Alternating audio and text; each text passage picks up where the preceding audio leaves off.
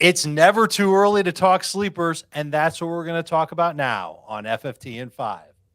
What's going on, everybody? Heath Cummings, Dave Richard, rolling with you on FFT in 5.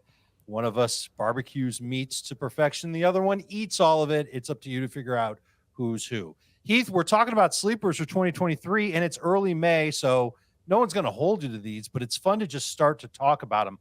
I'll go first with a sleeper that I don't think is on your list. It's Aaron Rodgers now that he's with the New York Jets.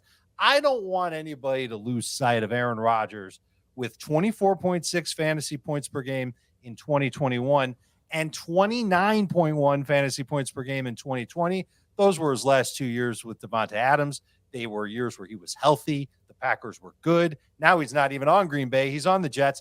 I like his receiving core now. I think Garrett Wilson is going to be an absolute stud. And you can wait till late on draft day to get Aaron Rodgers. I did in our most recent mock draft. Yeah, that's right. We did a mock draft in May. So what? Want to fight about it? I took him late. He's my QB1, and I think he's a fantastic sleeper for the upcoming season. Heath, hit me back with one of your sleepers. Yeah, you're correct. He's not on my list. I'm going to go much, much deeper at quarterback, and I will go with Sam Howell getting the chance to start for the Washington Commanders as not one young star wide receiver in Terry McLaurin, but two. Also, Jahan Dotson there. Love the weapons. Love the fact that he has Eric Bieniemy coming in to run this offense. You know, the architect of the best offense in football for the last 5 years. I know we don't give him credit for that, but I'm going to.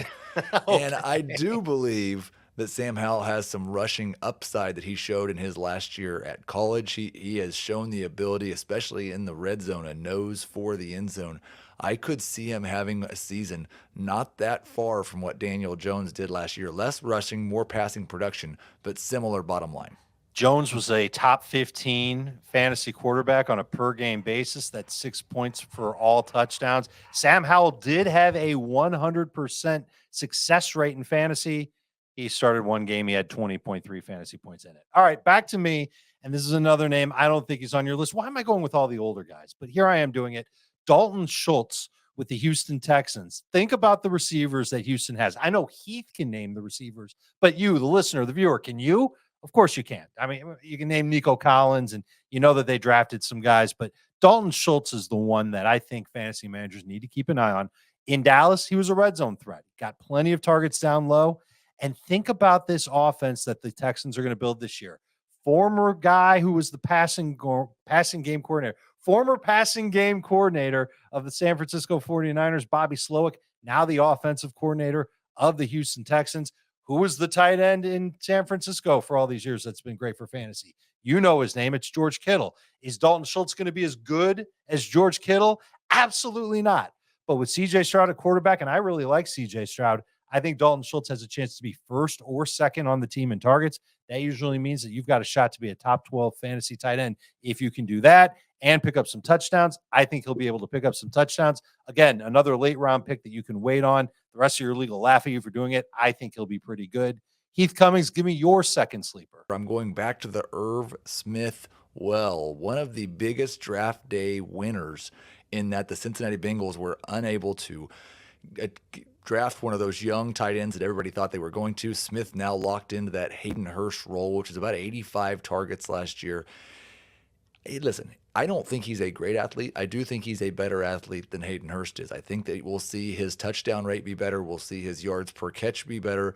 And if you're going to choose a tight end in the double-digit rounds, you might as well choose one in one of the best offenses in football. Being tied to Joe Burrow and the Cincinnati Bengals offense is something I'll take in the double-digit rounds for my tight end. You are going really, really deep on your sleepers. These might be players that aren't even necessarily picked in the majority of one QB fantasy leagues. I do have Irv Smith projected for more fantasy points than Dalton Schultz. So if Dalton Schultz is picked, then I think Irv Smith should be. I would take that bet. Don't hold me to that, because when we get to August, who knows if I'll feel that way. But for now, I would take that bet. All right, last sleeper for me. I'm picking two guys because they're both kind of the same.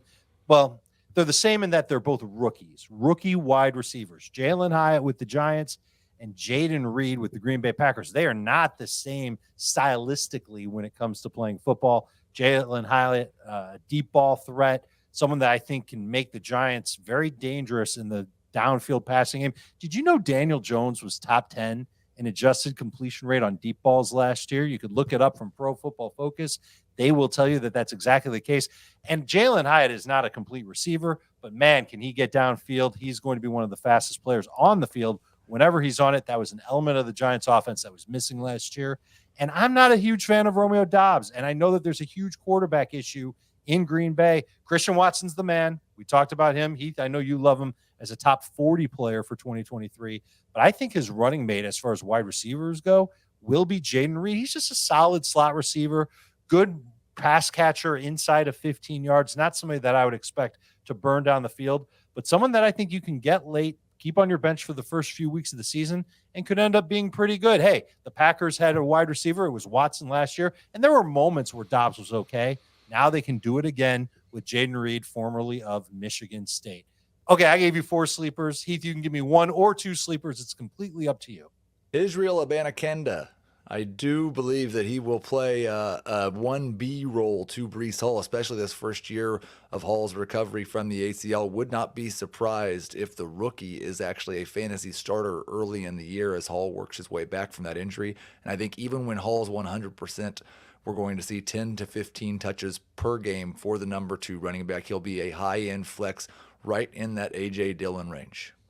Aha, you named a player that's going to end up getting drafted in every league in Abanikanda. I love it. I would give you my scouting report on him, but we're out of time. We're way past our time limit on FFT and 5, so we are out of here. Thank you for listening. Don't forget to subscribe if you haven't already on YouTube, and don't forget to follow along wherever you get your podcast, FFT and 5.